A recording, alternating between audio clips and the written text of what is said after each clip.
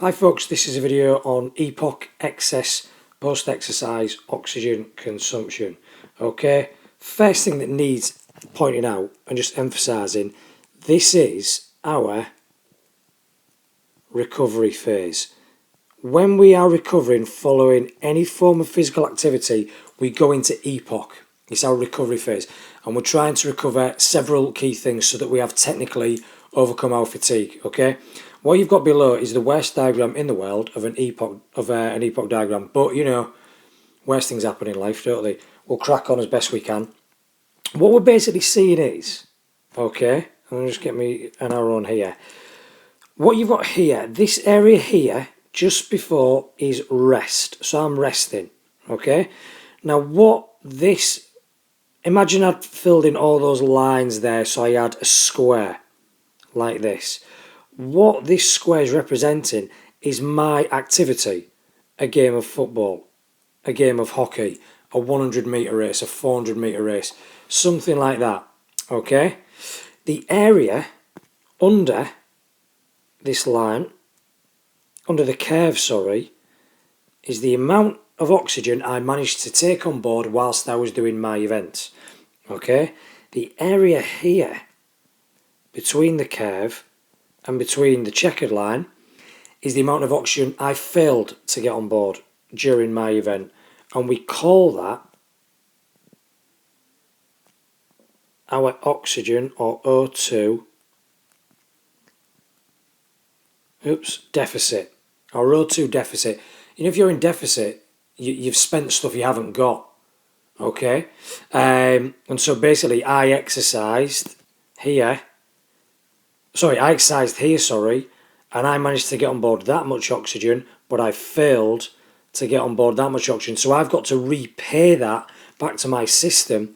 Now I'm in the recovery phase. So what I can do here is say, look, this rectangle represents exercise. This period after represents rest slash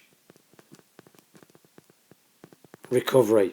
Okay, now if you look, okay, what does this shape look like? Flip it over, it kind of looks like this shape here. What I'm about to do now I'm in my rest and my recovery phase is get that oxygen back on board. It's where the phrase repaying your oxygen debt comes from. We don't use that term anymore. We use the term Epoc, excess post-exercise oxygen consumption. Post-exercise, after exercise, okay? Oxygen consumption, excess. I'm taking on board more oxygen after exercise. The first thing that I really need to say when I'm answering a question on this is, how do you know that someone is in Epoc, right? You'll know because they're faster and deeper breathing. Panting, if you want to think of it like that. That's how you know that someone's in Epoc, because they're consuming excess oxygen post-exercise, after exercise. Okay, so faster and deep breathing. What else have we got to know? Well, unfortunately, it's not as straightforward as take on oxygen and we're recovered. There are two parts to Epoc. So to re-emphasise here, this is Epoc. I am resting, I am recovering, and I'm consuming elevated levels of oxygen. This area here is how much oxygen I normally consume. Okay, so this area here is the elevated amounts I'm consuming after exercise, right? But Epoc has two parts to it. We have a fast component, and I'll just change the colour of my pen. We have a slow component. Well, it's like Ron Seal, it does exactly what it says on the tin. Okay, the fast component allows you to recover certain systems very quickly, and we're talking your fast component of Epoc being achieved within 3 minutes. Your slow component of Epoc can take up to 2 hours, maybe even longer depending on how hard you've worked. So what we're just going to very quickly do now is go through the fast and slow component of Epoc. Okay, so do you ever get a question on it? Let's reiterate. It's faster and deeper breathing after exercise. Always worth putting down, because that's how you know someone is in Epoc. Okay? Why is it the fast component of Epoc? Because it's achieved or completed within 2 to 3 minutes. Okay? What else gets you a mark? Well, by saying it's complete in 2 to 3 minutes, you can also get a mark for saying it takes 3 to 4 litres of oxygen to complete this fast component of Epoc. But let's get to the crux of it. What are you doing in this fast component of Epoc? What are these 3 to 4 litres of oxygen? Excess, remember, more oxygen than what you normally take on board. 3 to 4 litres more oxygen than what you would normally breathe in. What are they doing in that 2 to 3 minutes? Well, they're doing two very, very important things. Okay? And in no particular order. Number one, we are resynthesizing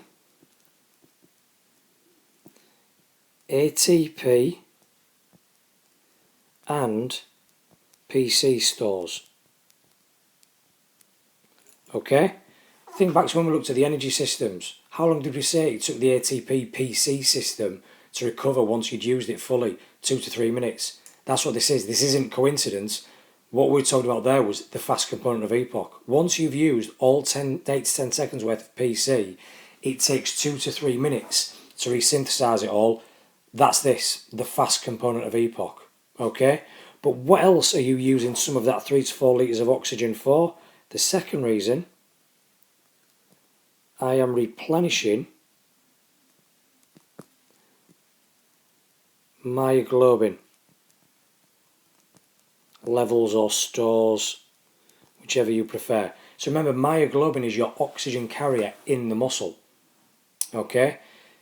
Once you've been exercising, that myoglobin is not carrying any oxygen because it's giving it over to the muscle to use for respiration.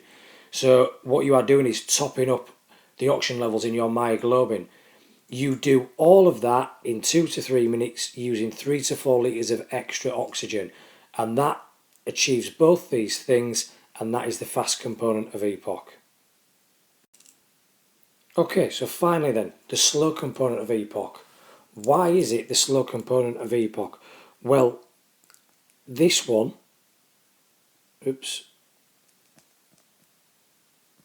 can take 1 to 2 hours to achieve. It can take more. Okay? Why? This is about buffering. Now that's the key term. Buffering lactic acid, i.e. removing it, getting rid of that lactic acid. But the key terminology is buffering lactic acid. Okay? That's why it can take 1 to 2 hours or more. It depends how much lactic acid you've accumulated. If you've been working your lactic acid system a lot, it might take you upwards of 2 hours. If you've only just briefly been into it, i.e. a 200 metre runner, and you've been in your lactic acid system for 10 seconds, you can rid the lactic acid out of your blood quite quickly. So it's quite a vague term, but 1 to 2 hours is the classic line, or the classic thing that we say about the length of duration of the slow component of Epoc. Okay? Now there's something else you need to know. It's not that just lactic acid magically disappears when it's with this oxygen. So what we need to say is the lactic acid, or the lactate, is oxidized. It is reacted with oxygen. Remember, this is Epoc, excess, post-exercise, oxygen consumption. We're breathing faster and deeper for a reason, to get this oxygen, and this oxygen is doing everything we've just said on the previous slide, but also it's buffering this lactic acid. Now lactate, when it's reacted with oxygen, turns into 5 things, and you need to know these 5 things. Okay? Some of it is turning to CO2.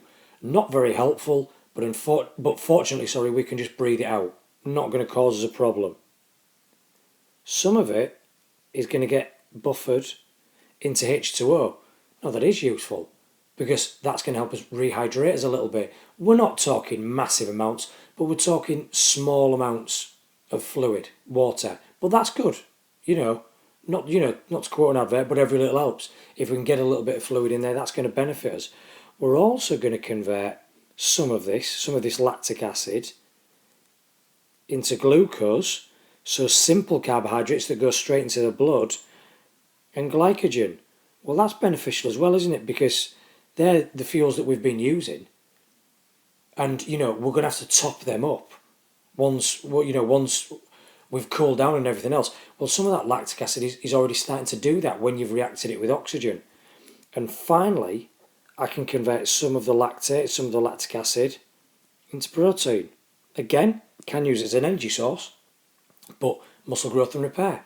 Not lots of protein, but some. And it's going to start some of that muscle growth and repair for us. Okay, so that is Epoc. Epoc is recovery. You're finished, you're breathing in nice and deep.